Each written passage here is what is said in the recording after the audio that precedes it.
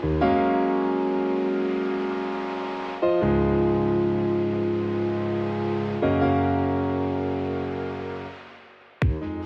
and welcome to 10 Very Big Books, a Malazan Readthrough podcast. And today on the show, we're continuing our mini-series through the novels of the Malazan Empire by Ian Cameron Esselmont. Today, we're tackling Return of the Crimson Guard. And with me is Malazan YouTuber ISKAR JARAK. Welcome back to the show. Pete, thanks for having me.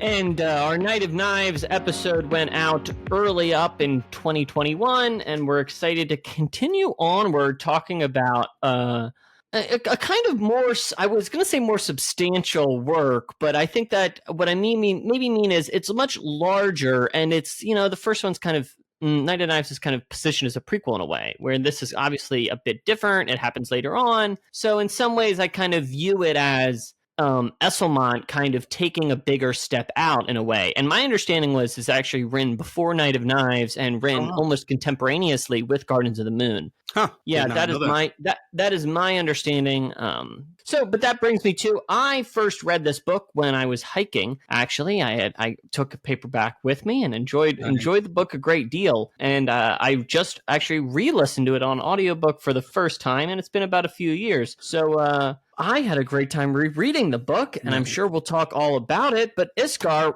why don't you tell me when you first read it, and then let's get into it. What you think of the book, returning to it? Yeah, I read it first time around. This was probably many years ago, and actually that's the only time I read it. So I went and read the main 10 Book of the Fallen twice, and then I realized that there was this whole other series of books, and so I jumped into that, and then I needed time to decompress before I started my third reread about a year and a half or 2 years ago, and so this is only my second time jumping back into to Return of the Crimson Guard, and I absolutely love it. I know it's one of the most beloved of the Ice books, but I think it's a lot of fun. Me too. I think it's a lot of fun, and I almost don't know how to get into it, but I will say this. Here's one thought I had, and I do think I'll actually say some negative stuff about the book throughout the show. Yeah, but I do really, really like the book. I think so. It's just an absolute blast of a time for me to read this book. But has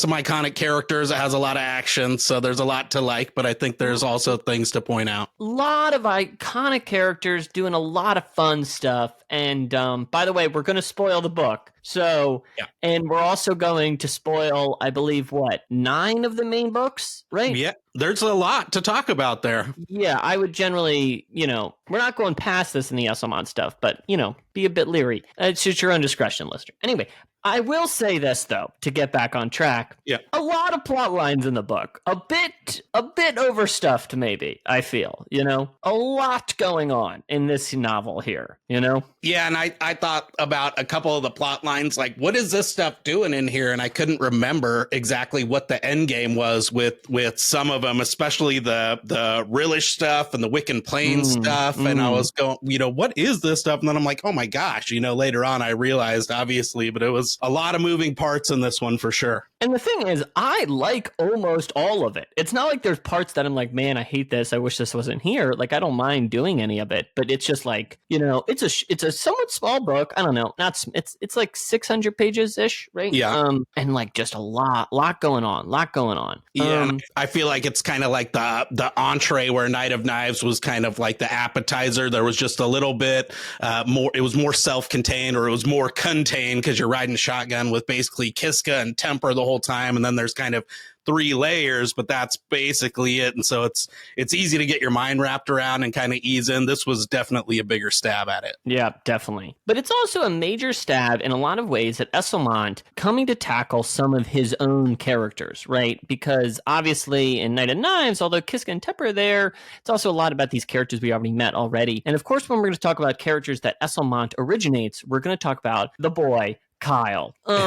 So, what do you think of Kyle, and what did you think about tuning back in? My understanding is I've also read Stonewielder. Is that Kyle is a bigger through line through some of these other Esselmont books? Yeah, he's kind of like, well, I guess somebody said that Kiska was like the female Crocus, and then Kyle's like Crocus with a mustache. But that's kind of how the vibe I get is he's kind of like that adolescent. He's going through his whole coming of age, like realizing the whole wider world and coming out of his kind of sheltered tribal existence, right? And learning about magic and learning about all these warring factions and the Crimson Guard, which he kind of just, bumbled his way into in some ways. And so, but I love him. I know some people are like annoyed by him in the same way that I think people are annoyed by Kiska and Crocus, but I'm a sucker for him. I think this is one of the best kind of completions or presentations of that young adolescent coming of age. I think he pulls it off the best. I agree. I enjoy Kyle. I enjoy the wind stuff. Maybe I'm just like a sucker, but I just like, I don't know, maybe it's like the Avatar, The Last Airbender in me, but just like the wind or just we're doing elements, I'm in the tank for it. It's very fun. That opening chapter with him is so great. I will say this, though, about Kyle. Sometimes a recurring issue for me is that, like, we're never in the shoes of people that actually are who the plot's driven by. Do you know what I mean? It's always we're in the shoes of the person next to the person who's driving the plot. Do you know what I mean? Right. Which I think sometimes is really effective, and there's a lot of good reasons. You can see his animated Rake essay, Erickson's, and, there's a lot of different perspectives on who to put the point of view in. But definitely sometimes around Kyle, I'm like, I don't know. Is this the guy?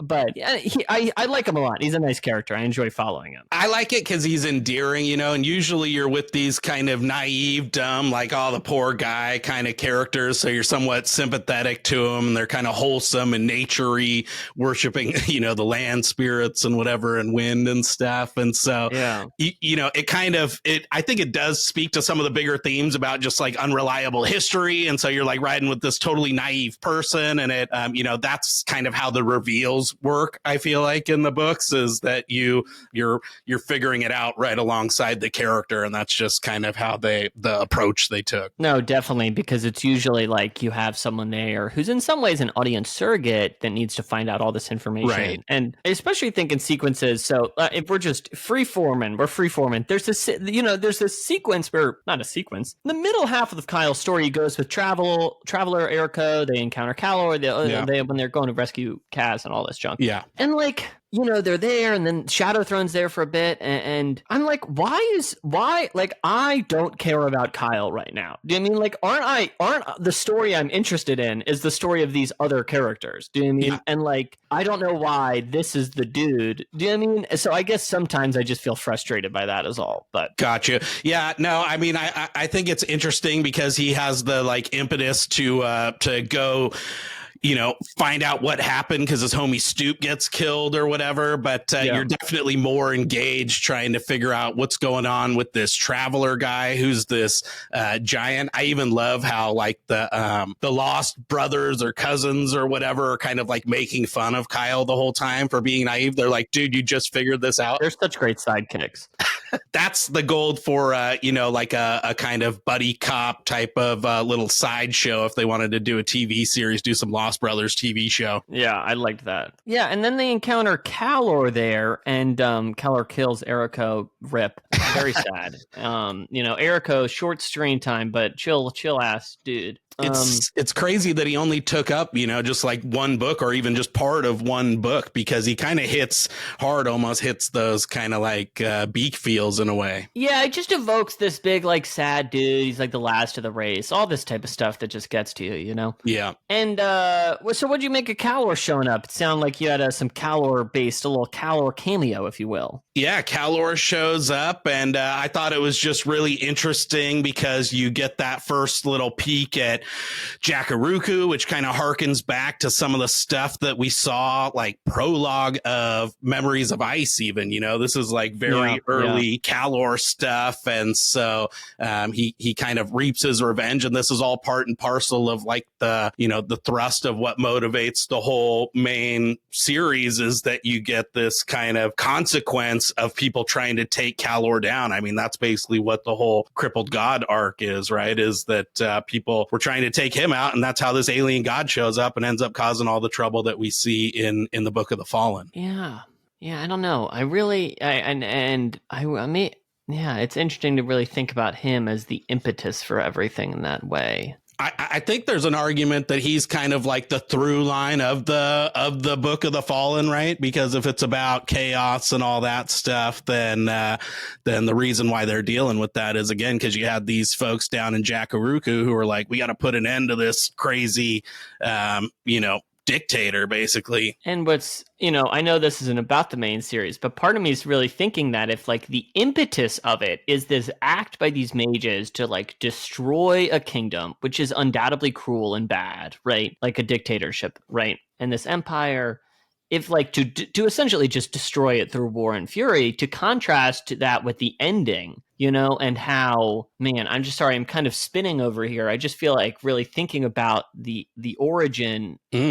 Man, are you vibing with what I'm saying, or am I? I know I'm basically. Definitely. I don't know how much we want to ruin for everyone. That's the part that scares me. Is like, I don't want people who haven't finished the main books to totally ruin it. All right, we're spoiling the main books. Finish the main 10 and then listen to the show. No, we can't do that. We can't do that. So, all right, let's stick to the course. You should, yeah. All right, let's stick to the course. We're not going to spoil the main 10, but we should get to this next time we see Calor. Yeah. Anyway, we're so derailed. Yeah. So, man, and then they find Kaz, but we're kind of jumping around. So let's talk about the Crimson Guard in the room, if you will. To get us back on track to this book, we meet the Crimson Guard in a lot of different ways, a lot of different members of the Crimson Guard. And what do you make of them? What do you think of these? Because they're somewhat in the main series, but not as much, I would say. They're kind of only mentioned primarily. Yeah, or like a side bit of the main series, right? Like, I love me some iron bars, and I think that is a huge piece of the book that I absolutely loved. I loved seeing them kind of take command of the ship, take that spear through the chest, and just kind of getting that internal monologue. I love seeing him with the Segula, right? I think there was like a lot of just like kind of badassery, like laser fireball stuff to appreciate about the Crimson Guard part of this book. I fully agree. The Segula fight is absolutely a ton of fun. That was pretty good. And, I just love Bars because he's just such a force to be reckoned with, and just so,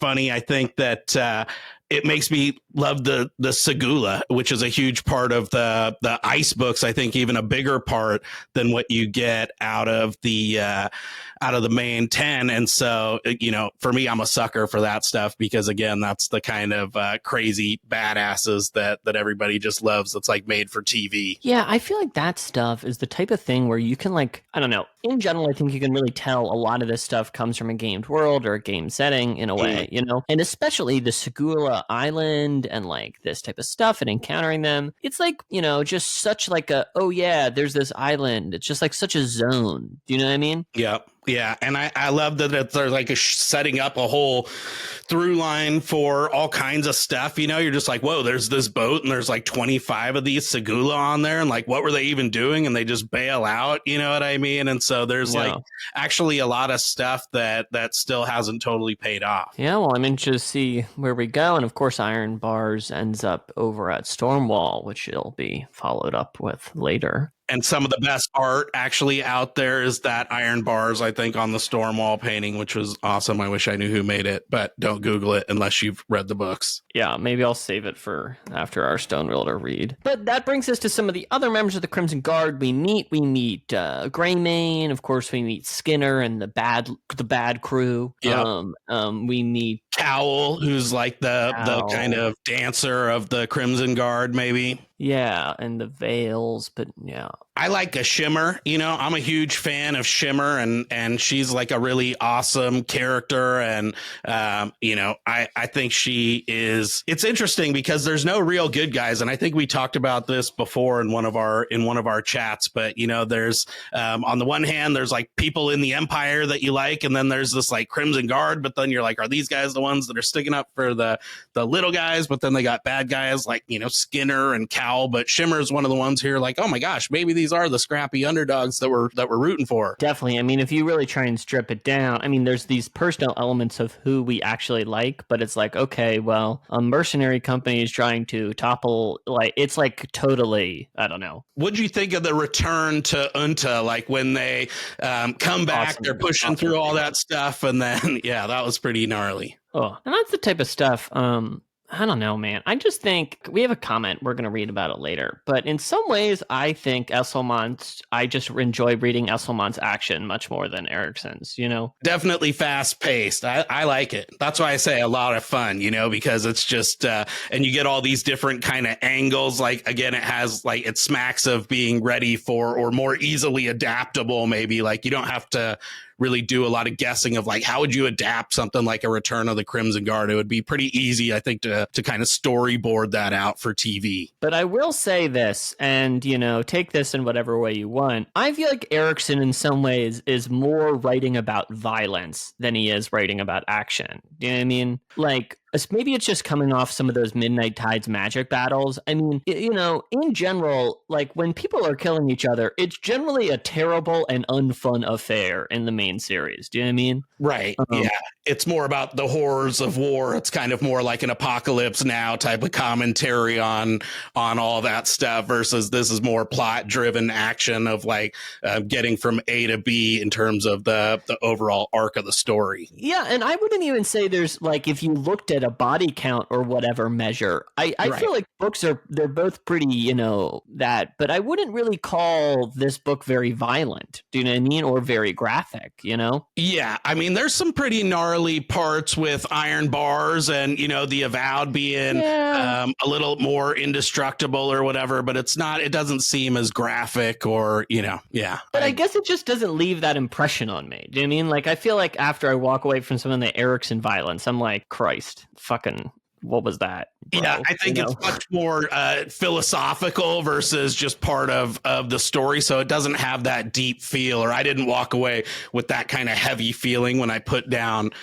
Return of the Crimson Guard this time. It kind of reads fast. You don't have to like put it down and go, oh my gosh. You know what I mean? I agree. So, but let's get back to the Crimson Guard. And I wonder what you make of their vow and this eternal vow. I was really trying to bite into it a little bit more this time. This vow that they shall, the vow. You read the book.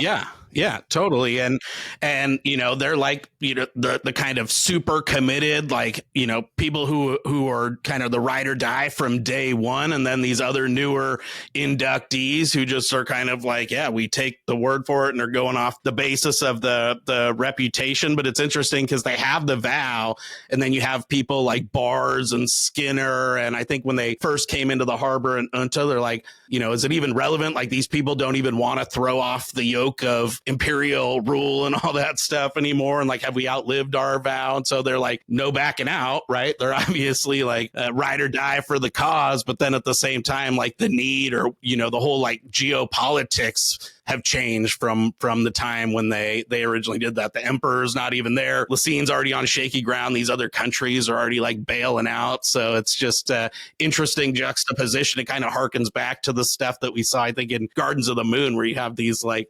ridiculous wars that just go on forever, even though the world has already kind of moved on. No, it just goes on forever. And I think that's what the phrase eternal return is about, right? I mean, it's just like Christ. I know this is not the answer, but like in some ways, like, can they not let go? Do you know what I mean? Is this fundamentally the flaw? Do you know what I mean? And in some ways, you could ask, are they even still holding on? Because a lot of these people are just like, yeah, well, we live over here and do other stuff now. Do you know what I mean? And I know it's because, I know they all broke up, blah, blah, blah.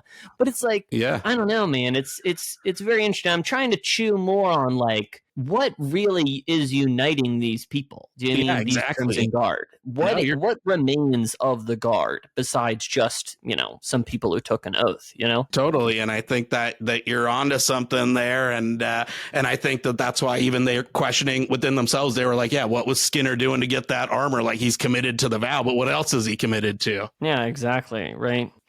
All right, let's turn to some of our eyes to some of the other major plot lines in the book. What do you think? Should we do Malik Rel or do like Quan Tali and the Talion League and Li Hang? I say we got to do Malik Rel. I'm a fan of him in this book, or not a fan of him as a person, but you got to appreciate that. I'm a huge fan. It made me, although I haven't read the rest of it, and I don't know if I jumped to it if it came out today, but it made me stoked to read the Gistol because all this Malik Rel stuff's a blast. Having a great time. Obviously, like, fuck the dude, right? Blah, blah. But just a great time reading this. And he's just, it's fun to be around him, He's just a conniver, and you can't deny the efficacy of what he does. You don't want to go chill and have beers with him, obviously. It's not that kind of like you like him as a person, right? Hey, I would have beers with him, I wouldn't start a business with him or something, but, I would have a beer. Yeah. I mean, he just, he's just a lot smarter, I think, than what you saw in Deadhouse Gates. He learned his lesson. I love how he's kind of using Corbolo Dom's arrogance against him and, just totally setting him up to be the fall guy and whatever, and just moving behind the scenes. He seems really prescient. Like, we see Bug, right, through him. And like, you always kind of wonder, like, what's up with the relation, and you see it's not like a friendly thing, like it was a reluctant thing. He's being compelled, right, and he's bitter about it and stuff. So I just love that whole thing. All right, I got caught up on it. I don't think I would have a beer with him. I take back my statement. We accept your apology. I just don't think, I'm thinking about it. I actually don't think I don't think it's good vibes. Now, back to the actual point. I agree, and I love the Corbolo Dom stuff. And, seeing him in Corbolo Dom is great, just great stuff. But I just love being him around, and I especially love the scene where the Crimson Guard have come to Unta, and then he's there, and he's like, hey, guys, I'm your new servant. I love you. And then the Crimson Guard bounce, and he's like, guys, that was crazy. The Crimson Guard were here. I'm your servant. I love you.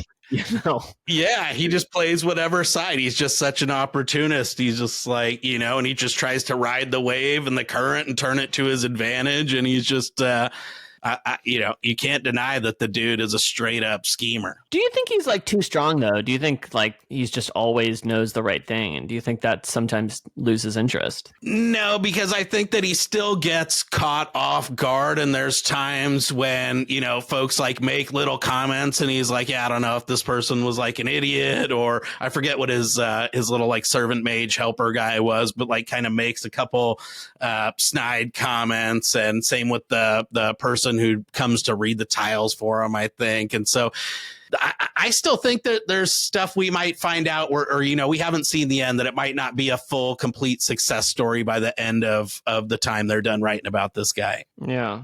I don't know.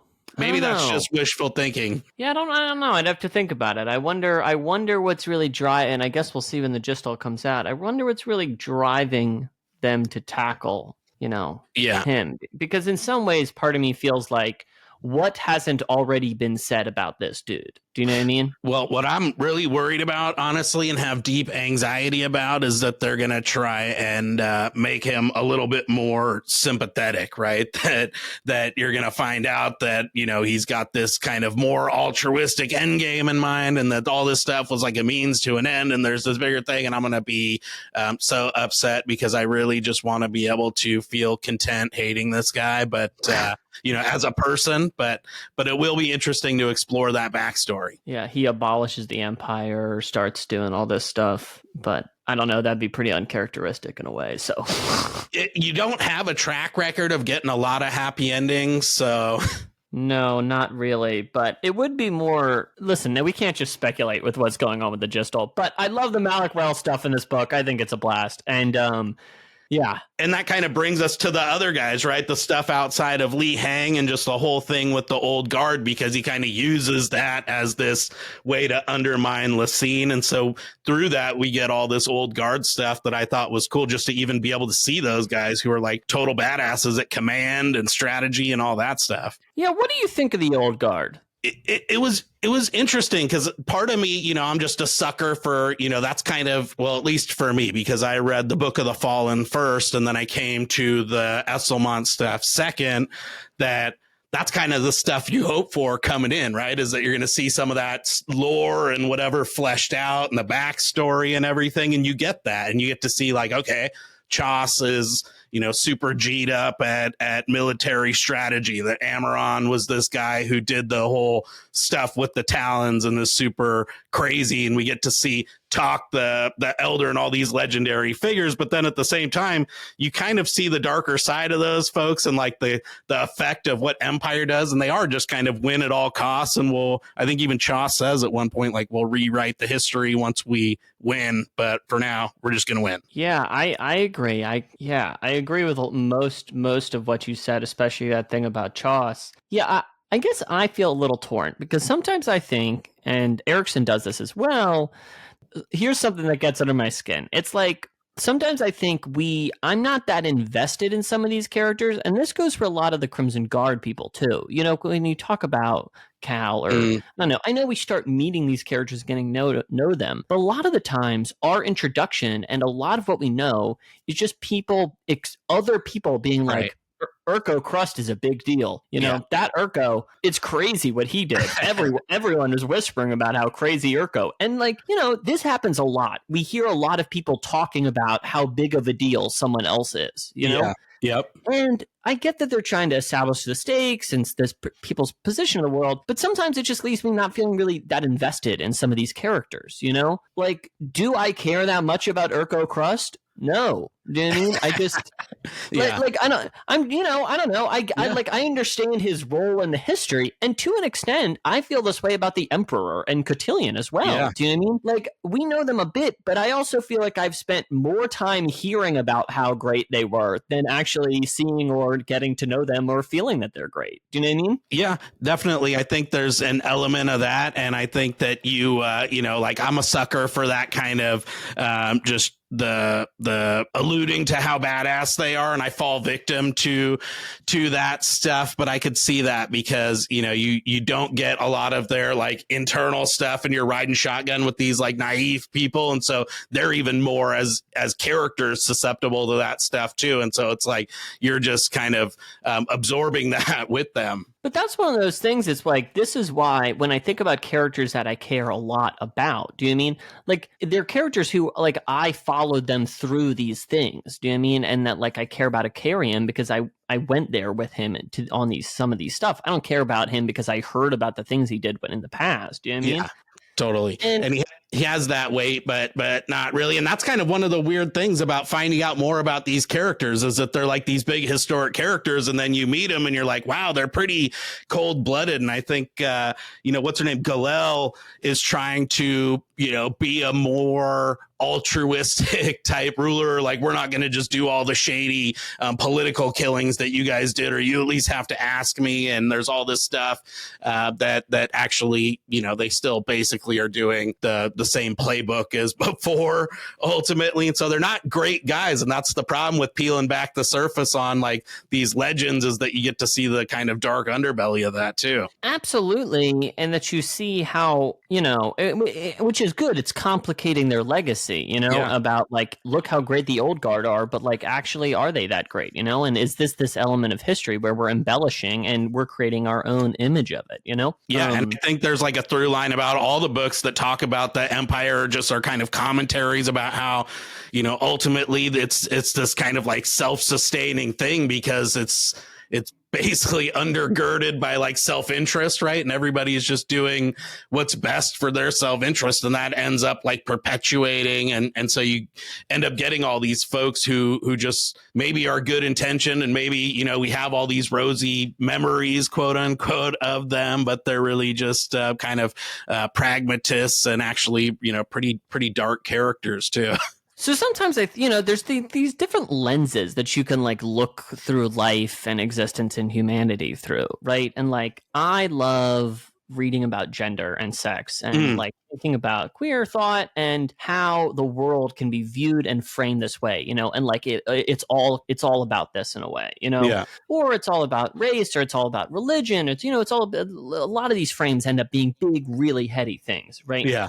And I think about these books, you know, in some ways, I wouldn't want to reduce it just down to this, but, you know, they definitely a lot of times would posit that, like, let's really look at this through the lens of empire and like colonialism and economics. Do you mean? And how ultimately these cycles of power influence us, you know? And, you know, it's very interesting, very thought provoking. And it's definitely interesting to come back to the seat of the Malazan Empire, which, you know, I don't know, imperial politics, and we're building towards the end, to the ending here.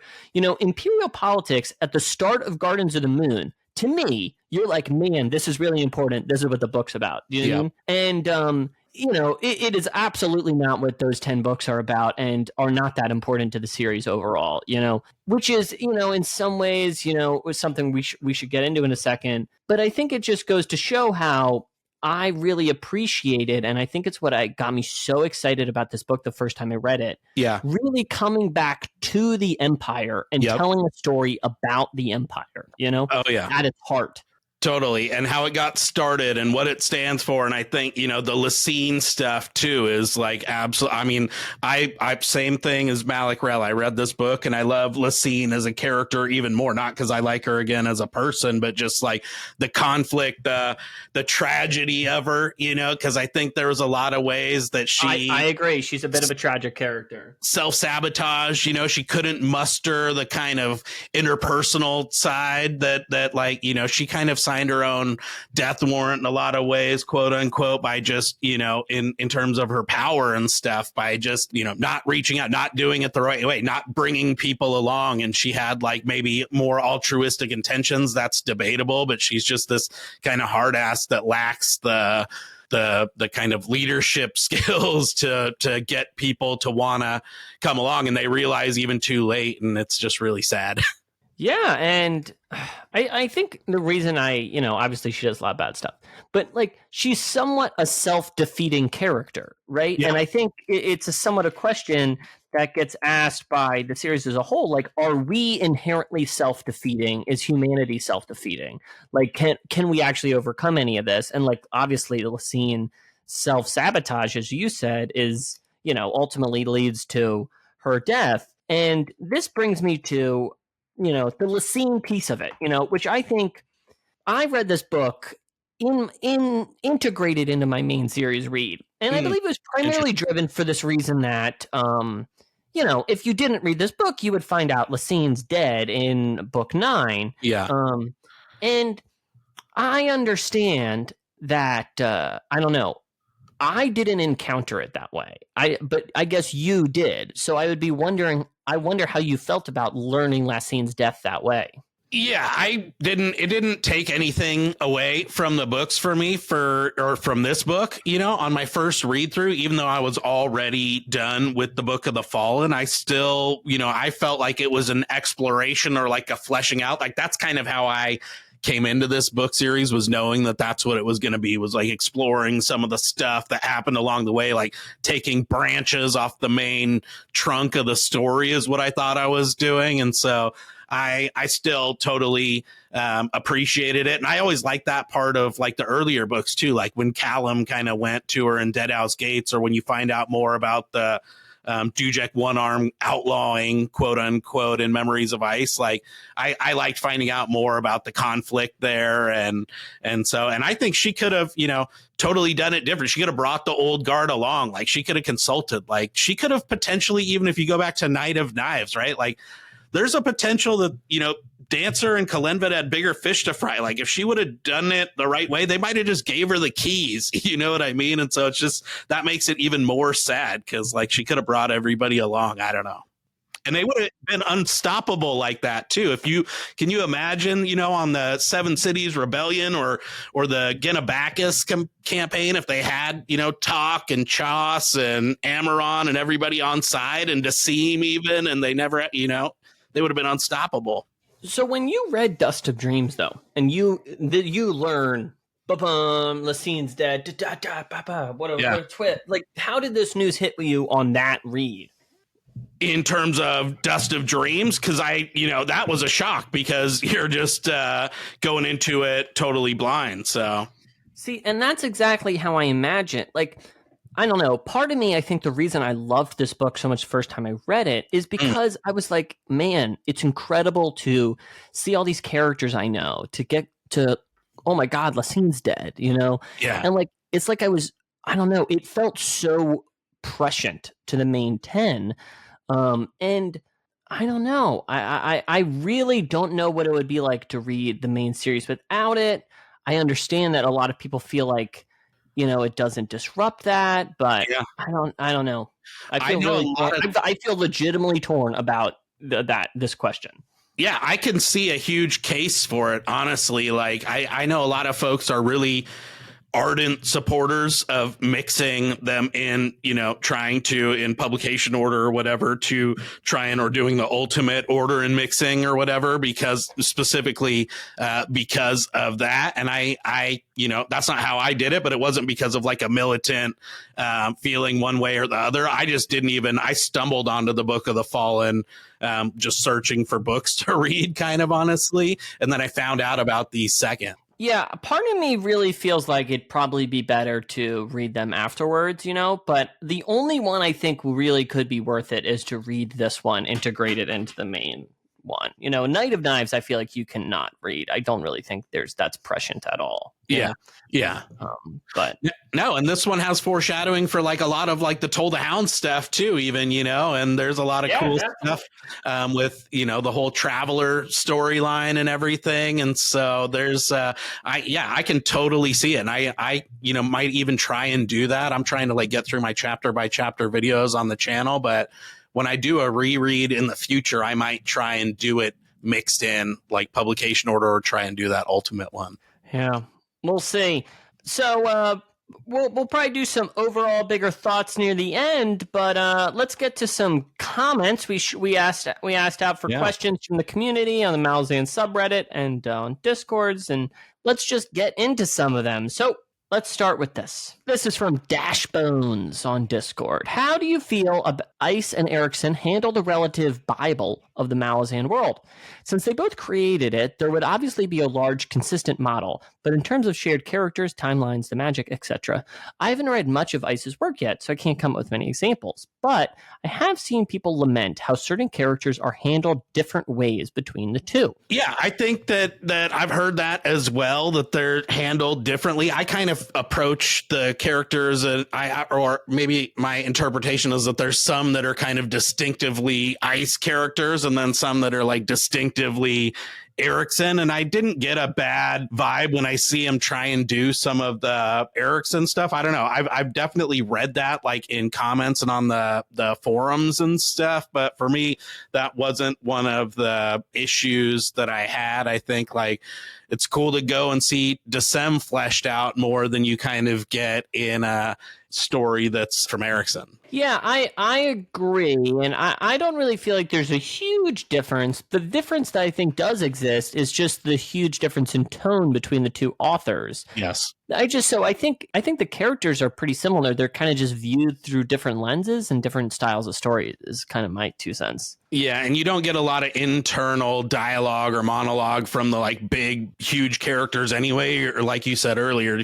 usually seeing them through somebody else's eyes. So that's not one of the, I couldn't put my finger on a character that really where that issue bugged me. I agree. Here's one from Gadriel on Reddit. Way too many plot lines. Some of them had little or no payoff to, which is frustrating. I don't think Elsamont had found his voice yet when he was writing this book, so a lot of the characters have little dimension to them. Urko feels incredibly unlike the Urko we meet in the main books, so much so I was expecting a reveal that he was someone else.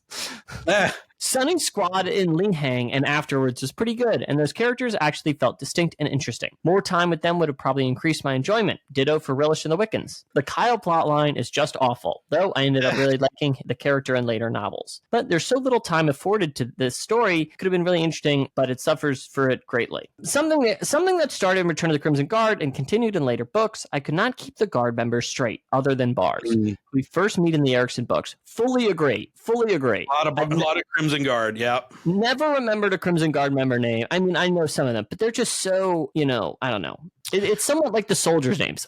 When we get to Crippled God and we just have so many soldiers, sometimes I just can't keep them straight, Yeah, there's some like favorites that you know for sure, and you know who they all are. I think that would be like a huge trivia question is like, what was Twisty's original name? He was like one of the, you know what I mean? But there's like just legit, you could do it for so many of these people, and it's like there's just you lose track. There are so many of them introduced so quickly and without characterization that they might as well be nameless. This improves a bit later in later books, but I still found myself asking, who is this again, a few times. They probably are interesting enough to get their own series, but I think cramming so much else into this book hurts their story a bit. I did warm up to the Esselmon series later, but I will admit I almost didn't bother continuing after this one. Once he worked on his writing and started narrowing down the scope of his later books, I thought they read much better. Interesting. Yeah, I mean, I can say that I enjoyed reading it on a reread a lot because I wasn't, suffering from some of those things that folks are talking about in these comments, because you kind of have more of a sense. You don't have the anxiety of trying to like figure out who these folks are and what are their motivations. And you can really like, I was appreciating all the little side stuff, and there's still a lot that's kind of he leaves out to go over in the rest of the 4 books, which I think is really fun too, but I will say that it's actually has a high value of rereadability because there was a lot more to get out of it once you weren't worried about kind of figuring out what was going on. Yeah, I agree, because I don't know. I actually think it's pretty. I don't know. If anything, I think I enjoyed it more the first time I read it. I don't know. Maybe I just enjoyed being. I was in the woods for most of it, so maybe I was longing for the. Well, and you were in the heart of it, right? Because you read it contemporaneous, so you were still you very much in the kind of exactly. I really was a page turner when I read it the first time, and I think it touches on an interesting point. Something I was thinking about reading this time through is, the two of them pace their chapters so differently. Yeah.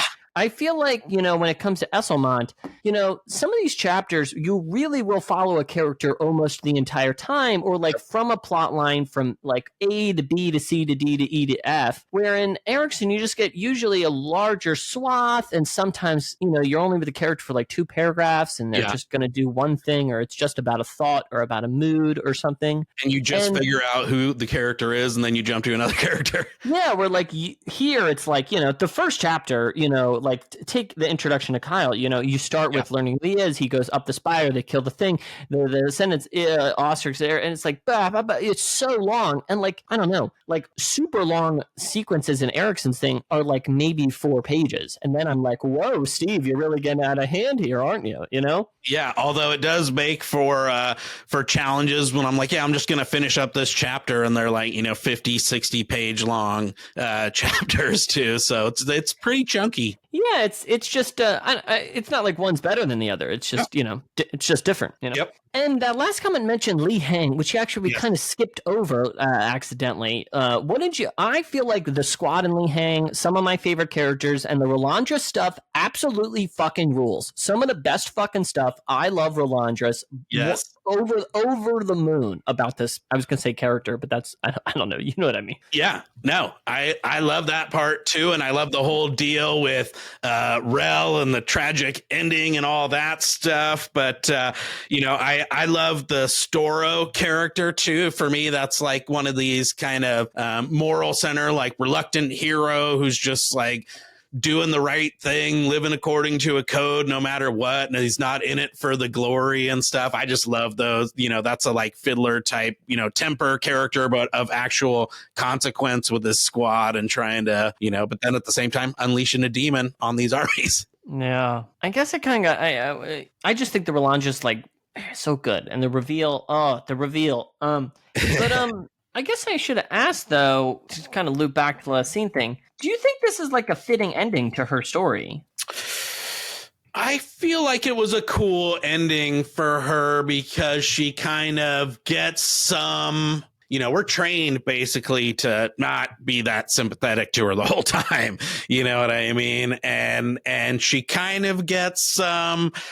You kind of can walk away looking at her in a bit of a different light. You get to see some of her just, super G'd up skills and just crushing Crimson Guard Avowed barehanded, bare feet. Just I like that part of it. And so I think it's a fun ending for just such a complicated character, because she doesn't fully get redeemed, you know what I mean? But you do end up having like more of a like respect for her.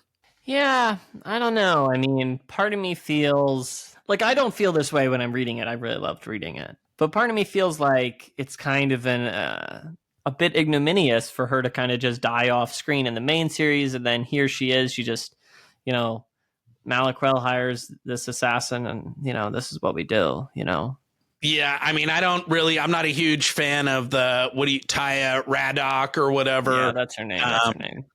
Storyline, or I don't like her that much as a character, and she's the daughter of all the stuff that we saw, who Vorkin's a total G in the books too. But yeah, it didn't necessarily have that same satisfying thing, but there's no doubt that Vorkin's daughter would be G'd up. It's just that and just that she was conspiring with Malacrel. Yeah. I don't know. I like it. I just think part of me feels like it's a little bit. But I think that's just part of me that's still like from Gardens of the Moon that still is like kind of invested in the series and story as a series about imperial politics, which it's not. Yeah. Yeah. And that's like kind of one of the geopolitical undercurrents of this book that's like not really part of all the other stuff. And it's so funny too, because she thinks that all this heinous stuff happened and her mom's like literally just asleep in the doorway of that house still at this like time of the books. I cannot wait to get to Toll the Hounds, but we're moving on to Bone Hunters soon, so that should be fun. That's a great book. Yeah, I've been thinking, there's the same. I'm just at this point now where I'm so thoroughly finished thinking about Midnight Tides because I just spent months thinking about it. Yeah. So like I'm now fully ready to move on. It's kind of nice that the books are so separate from one another. Yeah. Because I feel like it really just gives me. I'm like really ready to go to Seven Cities and get back with those characters and do book 6. So I'm stoked. Yeah, no, I'm as a fan excited to hear that. Awesome. Anyway, let's kick it back to some comments here. I want to shout out Dr. Unknown Soldier. Said I hated the book. My view is possibly tainted.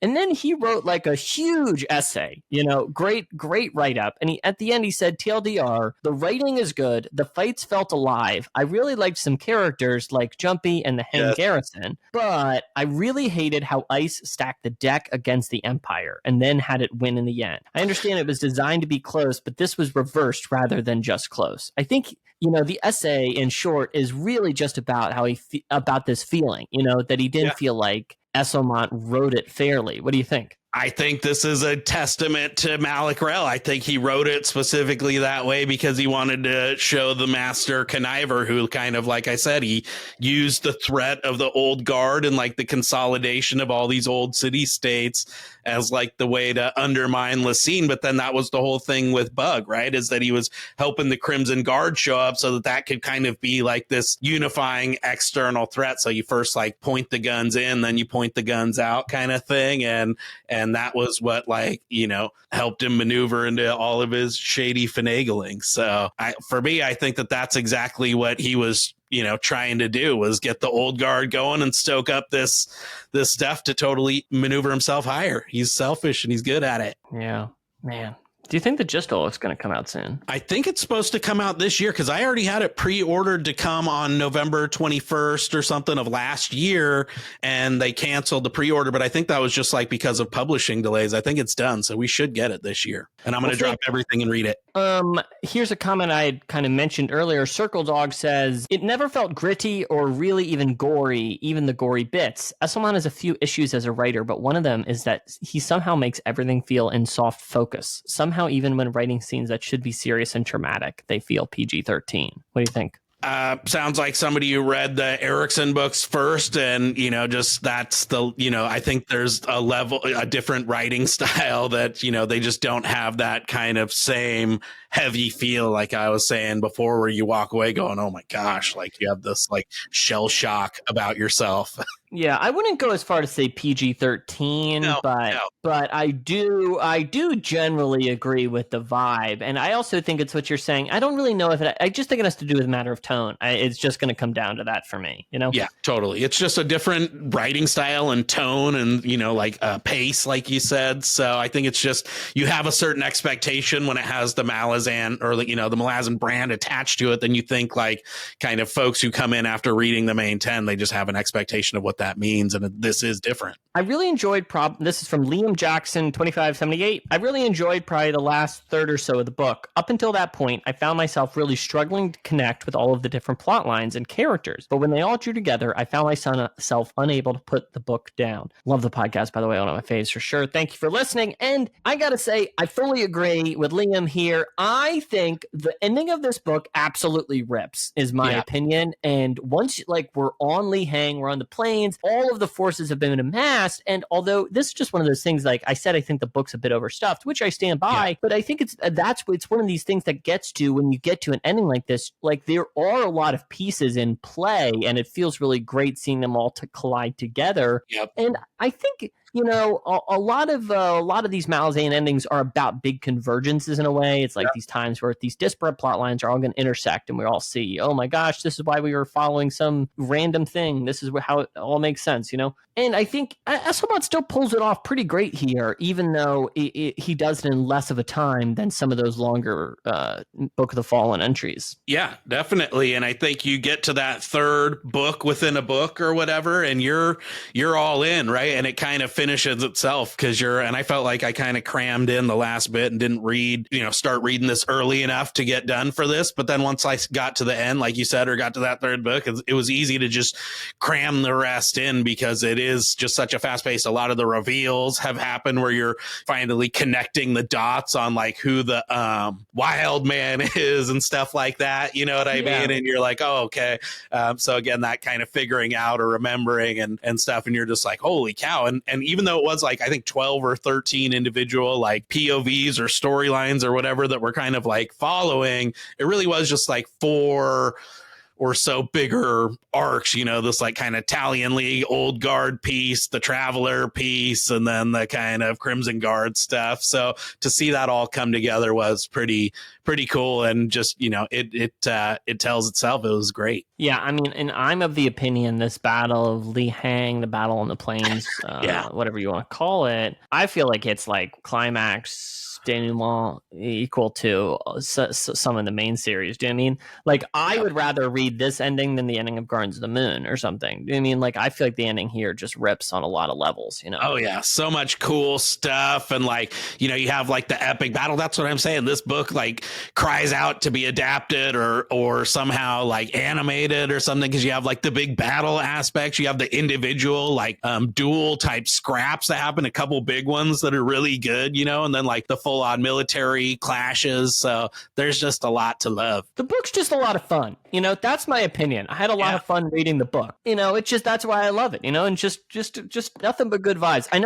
I think I said a bunch of critical stuff, but I'm really vibing with the book in a major way. It was a fun entry. And I think, from Night and Eyes, which is kind of like a prequel, this is more like the meat and potatoes of just the actual, whole kind of Malazan universe. So it's really cool. There's a lot of fun stuff and a lot of cool, awesome characters and some really critical, like substantial stuff, that happens that are like, defining events.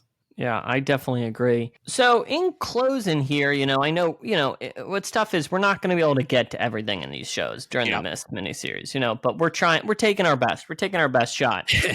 But I think for me, revisiting this book was a great time. And I don't know. Part of me some days thinks I would rather read Esselmont than Erickson, It's a good way to cleanse your palate. I think that's the other cool thing about the way I did it, is that you read the Book of the Fallen and then you can kind of jump into Night and Eyes. You're interested to like investigate some of these legendary characters, but it reads quicker. It's faster paced. It doesn't have that kind of weight to it where you feel like, oof. And so that's the other thing about doing it that way. Yeah. I mean, I don't know. I think, once again, that creates this dichotomy between the two, which I'm trying to get away from. But I think it's just sometimes because of running the show and how my life is, Erickson often ends up becoming the main thing I'm reading. Do you know what I mean? Yep. And just sometimes just always being in that zone is just, it can tire you out, Yeah, it's heavy. Yeah. And so I think sometimes when it comes to reading these Esselman books, I'm like, I'm feeling loose. I'm feeling spry, baby. I'm like, dude.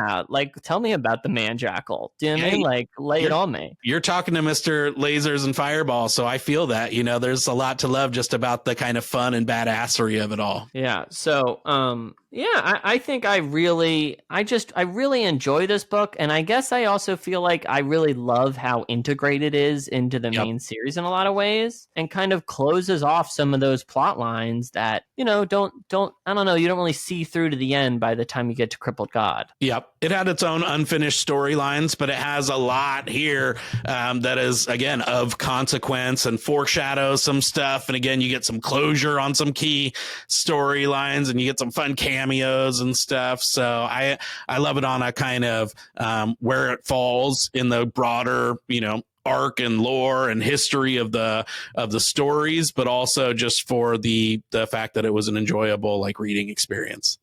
Here's one pet peeve. I know we're trying to wrap up, but sometimes Erickson does this too. They'll do this stuff where they'll it's kind of referencing stuff us as the reader knows, or as fans know. It's like, yeah, they said they were going off to this crazy continent called Letherus. I've never even heard of it, bro, but I guess it is. And it's like, I'm like, okay, guys, I get it. I get what you're doing. I know, and sometimes I find it to be a little much, It's a tool that was used. I didn't find it that much in this one, but there's definitely times when you're like, guys, that's this, and I thought in Night of Knives, especially when Temper was supposed to be the demon and stuff, there was multiple times where you're like, you're not connecting the dots, but we know that that's that. Yeah, sometimes it feels like kind of winking at the camera too much for me, Yeah. He breaks down the fourth wall in a lot of ways, but that's one of the ways that he does it too. But yeah, man, just fun stuff. And I'm also excited because, we're going to talk about this more when we get to Stonewielder, but I would say, and this is my impression, and is that this is the last of these Esselman books that is so directly tied into the main series.